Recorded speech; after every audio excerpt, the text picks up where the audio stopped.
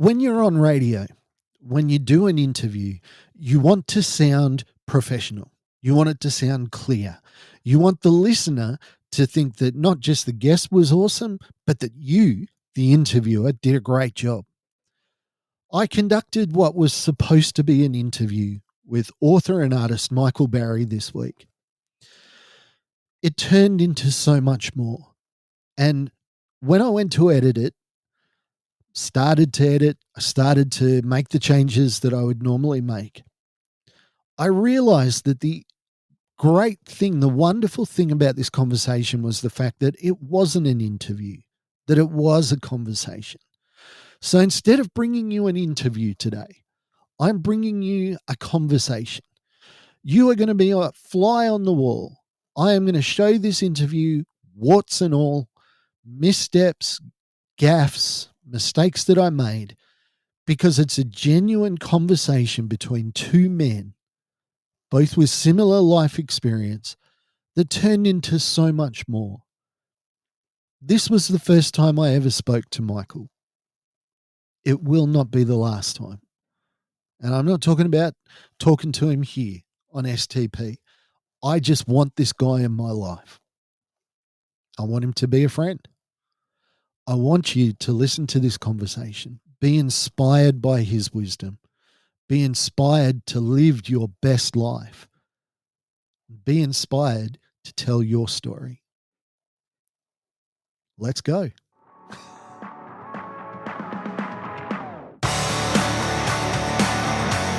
is my great pleasure today to welcome an author and many other things, Michael E.G. Barry, E.J. Barry. Michael, g'day, mate. How's it going today? It's going all right, man. All right, mate. Now, your CV is too big for me to squeeze into a 20-minute interview. Suffice it to say that you have lived with mental illness for a number of years, but you fit a lot of jobs inside that 25 years. Yeah. Yes. Hey, I'm not even going to try and list your CV, mate. It's too long. You're part of bands. You know what did Jay Leno say? You're not famous until my mother's heard of you. And I can almost guarantee that Jay Leno's mother has no idea who I am, which presents an interesting dilemma because, like, if you want to make it, do you, like, turn up to Jay Leno's house and steal a garden gnome while his mum yells at you? Yeah. Because then his mum knows who you are, and ergo, you are famous. So therefore, I haven't passed that test, but thank you for the props. Respect. Okay, so you've played in bands. You've done music festivals. Yes. I think I have. Sorry. Yep. No, you're right. I've been promiscuous. I have done more than one. Because the thing that I'm looking at says that you've been a naughty boy and you played with a few groups, but Storm Cellar's the big one that people may have heard of. Well, if they have, then by my seat. No, hang on. Yes, Storm Cellar is the one that I have spent a lot of time because it's the most fun. And one of the most hardworking bands that people have never heard of, I think. It has been said. Yeah, they haven't been able to stop us making music so far. Well, until they show up and rip out all the chords, you may as well keep going, eh?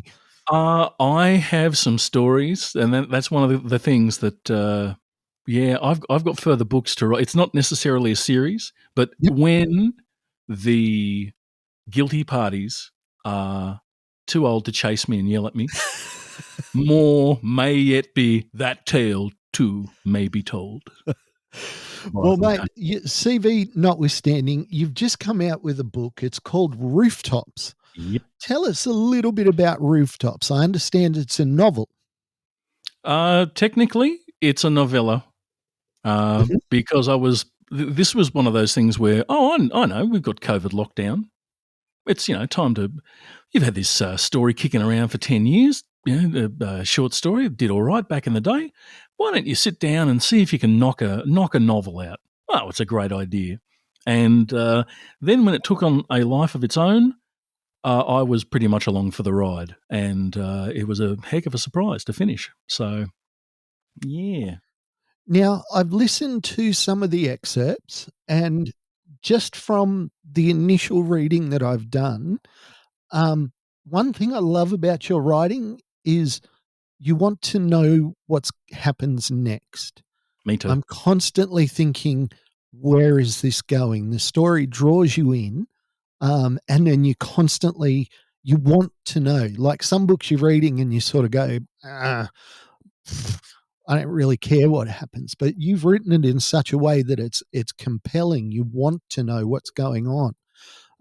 Do you have a particular writing style, or is it just something Yeah. that? Oh, absolutely. Do I have a writing style? You betcha. It's called dissociation.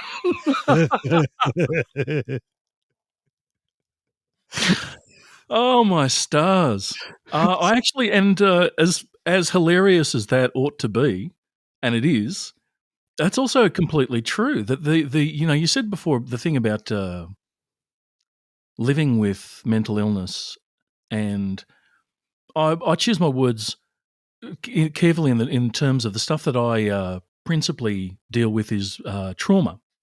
Mm. So uh, when you there's an old quote that I like, and it says, "Someone gave to me a box of darkness, and I realized that this too was a gift."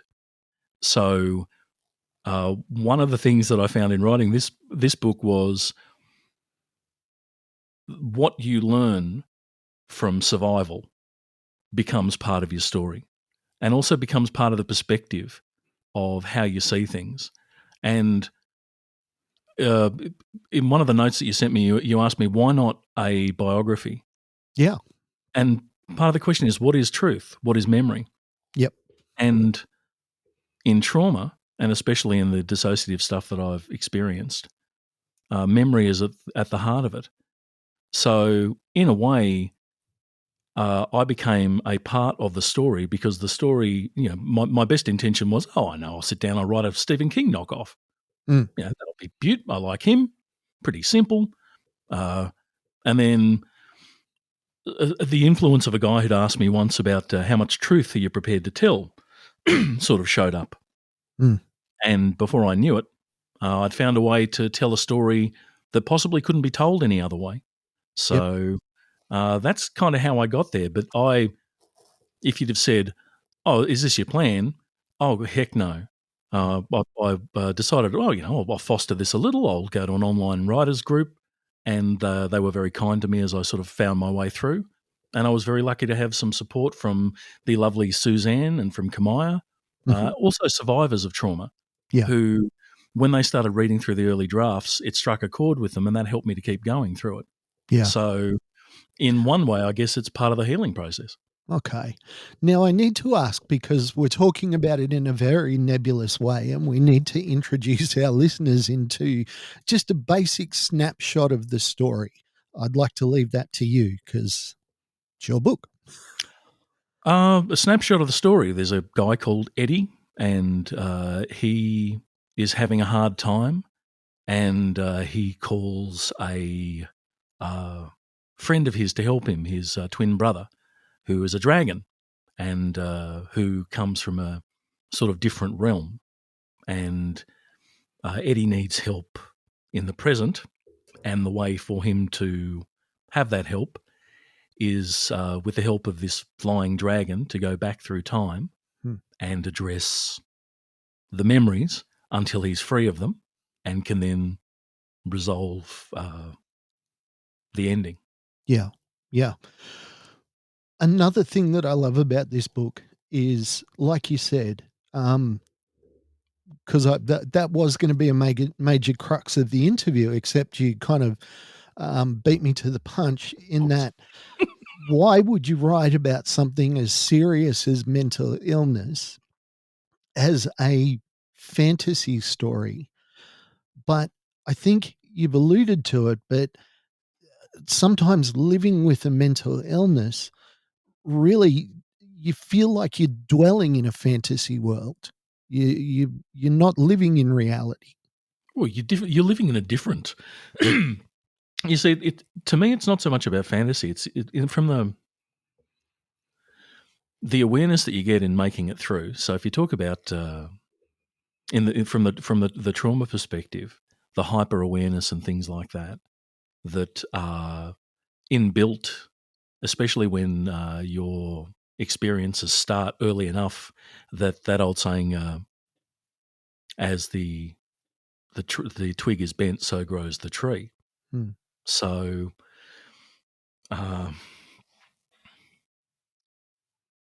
the thing about memory, they say that when you look back on memory, you change it. Hmm. One of the things that I've observed in trauma is that we stay clear of memory. And part of the reason that we steer clear of memory is because it hurts, Mm-hmm. and because sometimes, in order to survive, we've had to take components of that memory and we've had to put it aside. And it's only when we are safe enough and have the capacity to process that we can bring it out. Mm. And so that memory itself is never touched. It never changes. It's Yeah. always the fire below. Mm. So the fantasy aspects of this for me probably actually come back more to the dissociative states. Yeah. In that one of the trauma outcomes is when you're at your worst moment, you have to go somewhere else in order to survive it. Mm. But that's still part of you. Mm. And that part of you needs a voice as well. And I think to a degree, while I was writing it, I found a way for that to be heard. And first of all, by me. Yeah. Mm. Mate, I think it's interesting. We've hit on this word fantasy, and I tend to equate those as similar: fantasy, memory, living an unreal existence, that kind of thing. And I don't want people to pick up this book and go, this is not what I expected at all. His best friend and twin is a dragon, which kind of gives the game away a little bit there. But who have you written this book for? Who do you see as the audience for this book? If I was to sit down and try to plan things out, I wouldn't have done it. So if this is more of an emergent thing, and I think that question of how much truth are you willing to tell really resonated with me. Mm. And that was from a poet mate of mine who asked me that. And so I didn't set out with a planned audience. Mm. What I found was when I was doing the work on it that it resonated with other trauma survivors. Mm. And I thought, okay, well, that'll do. Mm. No, I love it. That's the perfect response I was looking for, because I looked at some of the art and I thought, oh, maybe this is a book for young adults or something. But as I read it, Oh, I no. realized absolutely no, it's not. And reading it in two ways: enjoying the story and hearing and understanding that underlying message, the trauma that the kids lived through. I found myself flashing between both when I was reading, really enjoying the story and then being struck by the parallels to my own story. Yeah, the term that I use in there, kin, comes to me because there's a conversation you can have with someone who's experienced this reality Mm-hmm. that you can't necessarily as easily have with someone who hasn't experienced this reality. Mm. There's what is it? Glad to have your company. Shame you had to be in the club. Yeah. Mate, you have told us a little bit about your history with mental illness. You have what I have, complex PTSD. Thankfully, I don't have the dissociative disorder. For somebody that's listening and has maybe heard these terms, how do you define them? Just for the person on the street, they just want to know. Okay, they sound like really bad acronyms, but what does it mean? This has been a big deal. When I first went looking for help, I was addressing symptoms. So I one of the interesting things for my own observation is the way my mind works is I tend to have a long-term memory of stuff because that was how that was a skill that I developed in order to survive. So, which makes it having a dissociative state with a clear memory. So it's a strange thing. What's important is if you have a toothache, you don't go to a podiatrist. Yep. And figuring out what's bugging you is key to figuring out what treatments are going to help. So originally, I was suffering from freezing, and that was really buggering me because I'm invited out to a work function, and I don't go. I can't bring myself to get off the couch, and I can't do it. You could put a gun to my head and I couldn't do it. I go to work on Monday and the boss roasts me. You're a big ding-dong, you've done this, et cetera, et cetera. And I'm sitting there thinking, oh, gee, what on earth is, why? How the heck did that happen? And that sort of was one of the things that prompted me. I mean, I knew I'd been through some stuff, but when your upbringing is such that that's your normal, how do you know that it's not? Yeah. And that's the baseline by which you measure things. So when I said, I'm having these symptoms intrude, it's annoying me, I went to go get some help and I got a diagnosis, and the diagnosis was wrong.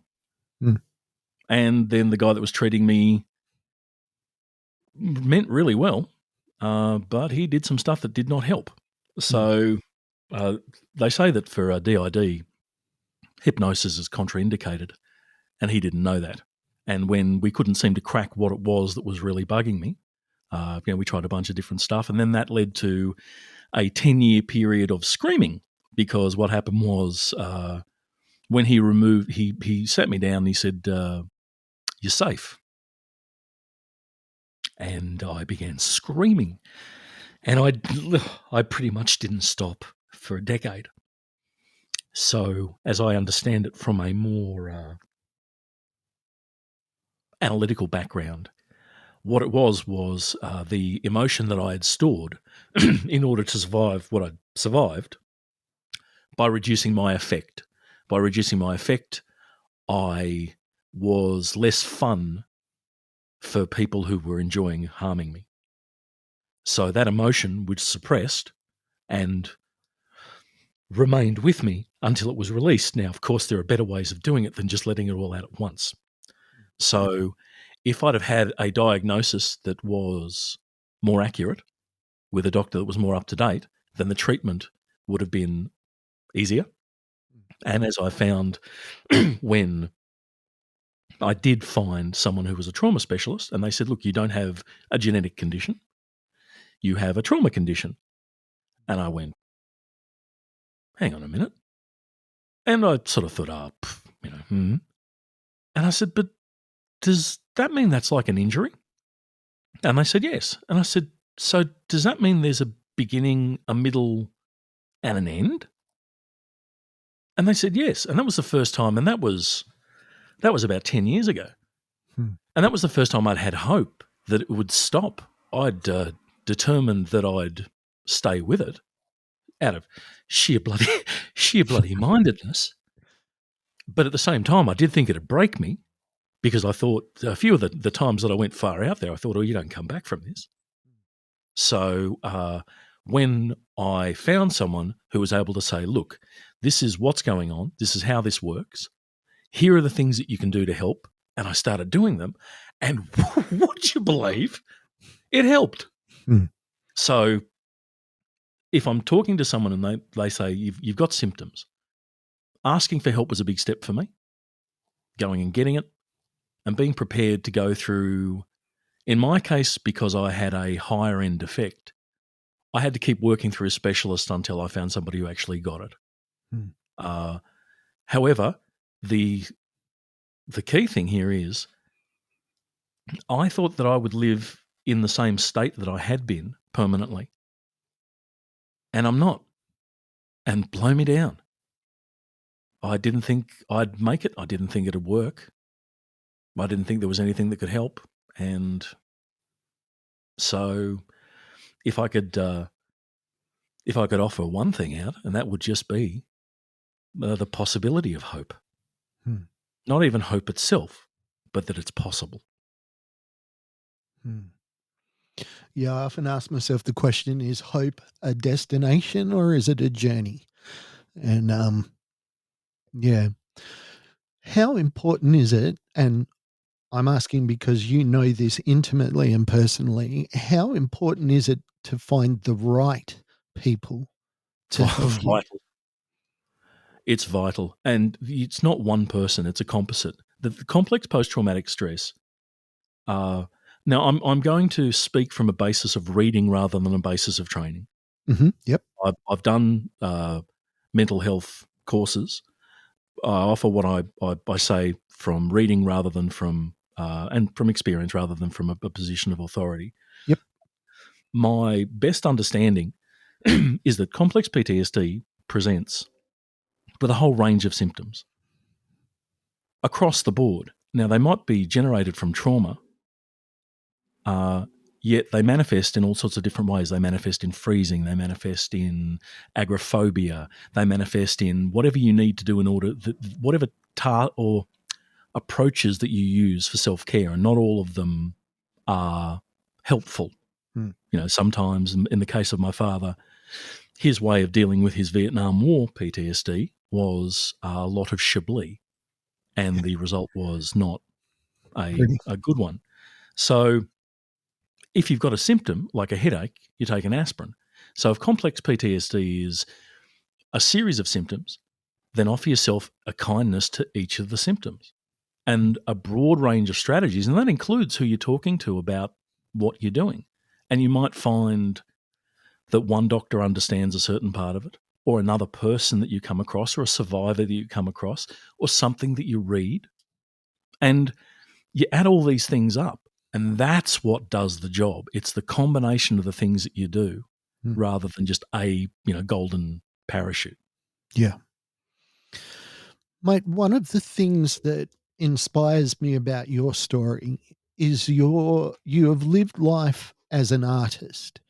Many people, when they develop mental illness symptoms, assume that their life is now under the control of their mental illness. And the idea of being an artist, feeling like you have something to say through music, through writing, through whatever milieu or tableau that you like to use, they assume that that's dead to them. Now, I've found, like I think you have, my healing has come through the art for me of broadcasting, of being out there and allowing my symptoms to show and talking about them a little bit. But I'm so inspired that you have not let your mental illness stop you from pursuing those artistic endeavors. I couldn't work full time. I tried everything I did. I tried everything I could to work for Telstra. Bloke behind the server cabinet, plugging computers in. Yeah. Because that's rational. You earn a living. Yeah. You can afford a car. And I certainly had some fun adventures in the wonderful world of New South Wales business, which didn't hurt me in moving into artistic stuff. But I don't think it's an either or. And I really love something that my yoga teacher said to me, that it's either baggage or fuel. And from my perspective, somebody said to me, "Why do you have so much energy?" And I just thought, how don't you?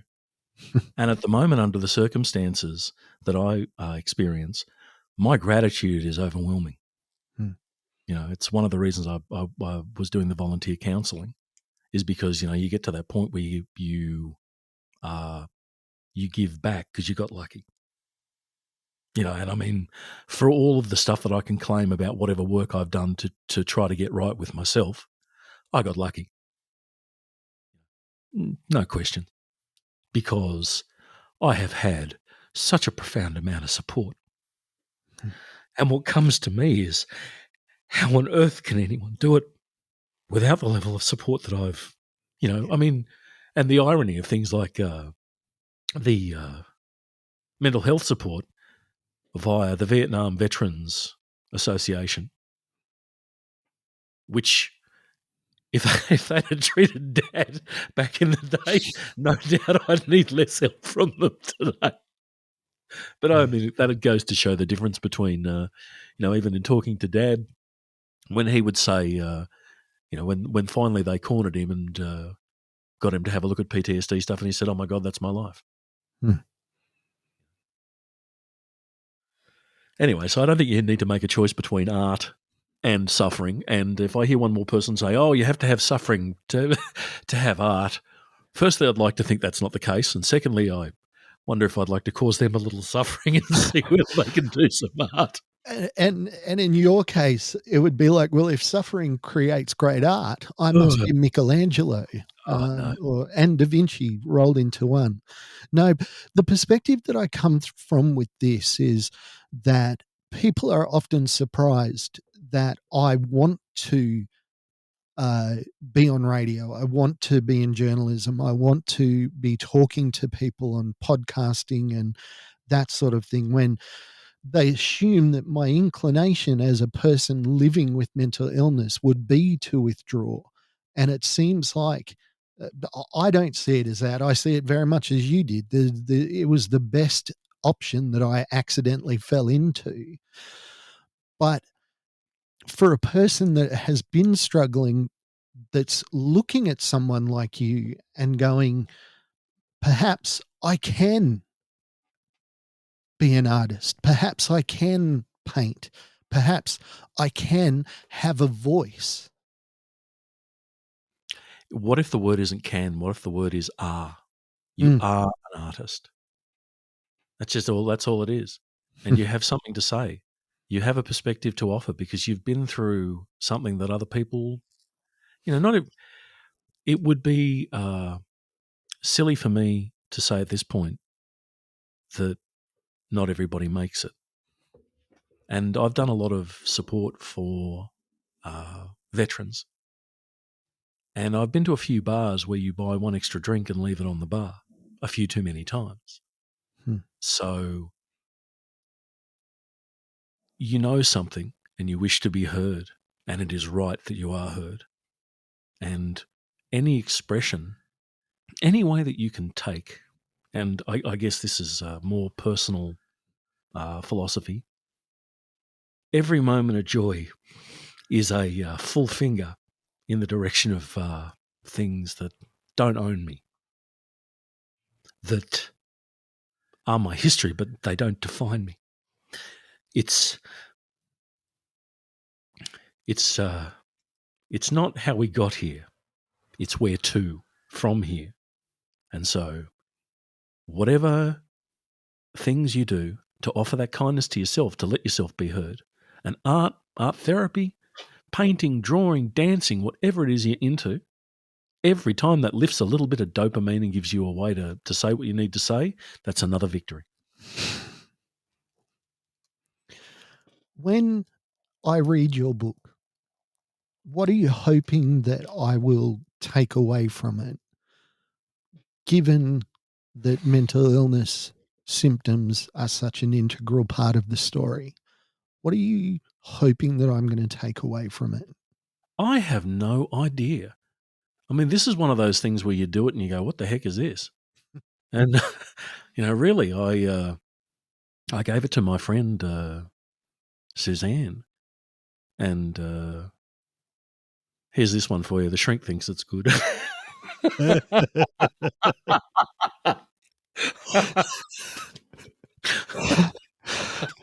I don't. I remember I was recording in the country, and I was in the front seat, and I was driving the car, and I had my mate G, and I had another couple of mates in the car, and we were managing the car. One of the cars had broken down. We were picking up a bass player and so on. And I was having a chat to one of the guys about the agoraphobia at the time, and I had a thing where I couldn't leave the house, I couldn't drive a car by myself, and so on. And I began talking about this stuff, and just talking for half an hour about, oh gee, I'm bitching about, oh god, there's a bloody thing, oh god, I hate this, oh blah blah blah blah blah. Anyway, What I didn't realise was that my friend G was really having a rough time. And he was just not going to say anything about it to anybody. And what happened was when I started talking about it and I went to drop him home, drop the other guys off, he started talking about what was going on for him. And things were rough. So if I don't have an objective in writing, I experienced it and I found a story that wanted to tell itself, and I was there for it while it happened, and that's cool. If an outcome is that other people feel like telling their story too, because it's possible to do so, that's that same possibility of hope, that you can validate yourself by actually saying, this story belongs to me. This is what happened. This is my reality. This is what I experienced. And that's a personal journey. Now, if that happens accidentally as a result of it, then it's far better than anything I could have intended. And I'll take that and pretend that I meant to and think I'm very clever. But really, I found a lot of the time in talking to survivors and in doing online counselling, simply being able to have this, like you and I now, somebody out there is going to listen to this and go, you know what, it's okay for me to talk to somebody about it too. Mm-hmm. Now, mate, I'm going to ask you in a moment, what is your best piece of advice for somebody that may be struggling with their mental health? But I always like to finish on that. Before we get there, if people are looking to get a copy of the book, they're looking to connect with you, they're looking to find out a little bit more about your work, maybe your band, maybe one of the things that we've spoken about today, what's going to be the best way for them to find you? Well, I went to the trouble of registering a domain name. So if they go to rooftopsbook.com, it'll point them at me. Rooftopsbook, all one word. .com. .com. Groovy.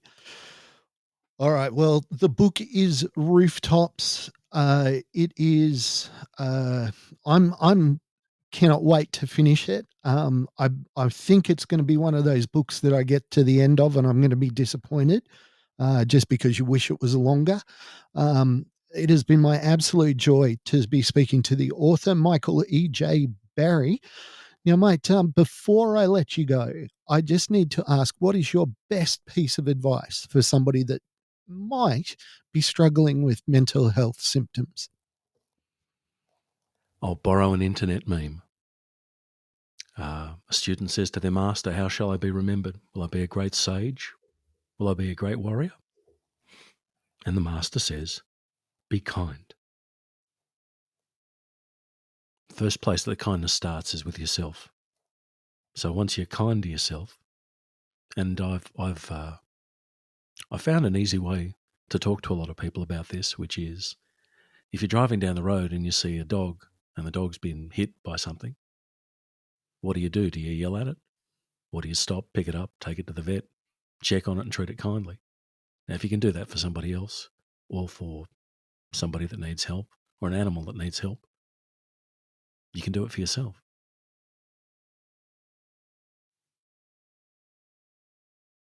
I can't leave that there.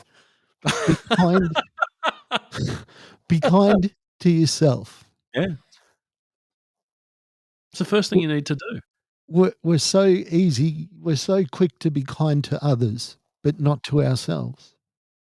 It doesn't occur to us because often if I borrow a sad truth, for some people that abuse us or harm us or try to control us, they train us to hate ourselves. They train us that it's our fault that it's happened. Look what you made me do. So once you open the word kindness, a lot comes out. Self-acceptance, belief in yourself, a willingness to feel worthy of help, worthy of asking for it. So a lot in a small, it's 4 letters, but it's strong. Once again, the book is Rooftops. Check out rooftopsbook.com. You can connect with Michael that way, get a copy of his book. Michael, I am blown away. I thank you so much for your insight, your wisdom, and for sharing your book with us today. Oh, God bless you, and I hope you continue on your journey. I think you're doing a top job. I've had a few interviews. This is a good one. I appreciate it, mate. I definitely want to catch up with you again soon, though. This has been an extraordinary conversation. You're an extraordinary man, and I'm delighted to have met you. Oh, thank you very much. Thank you for listening to Shattered, the podcast. I'd like to thank our producer, Meredith Brosnan, our executive producer, Torian Lau, and the band Adelaide for allowing us to use their song as our theme. Go to shatteredthepodcast.com for more information.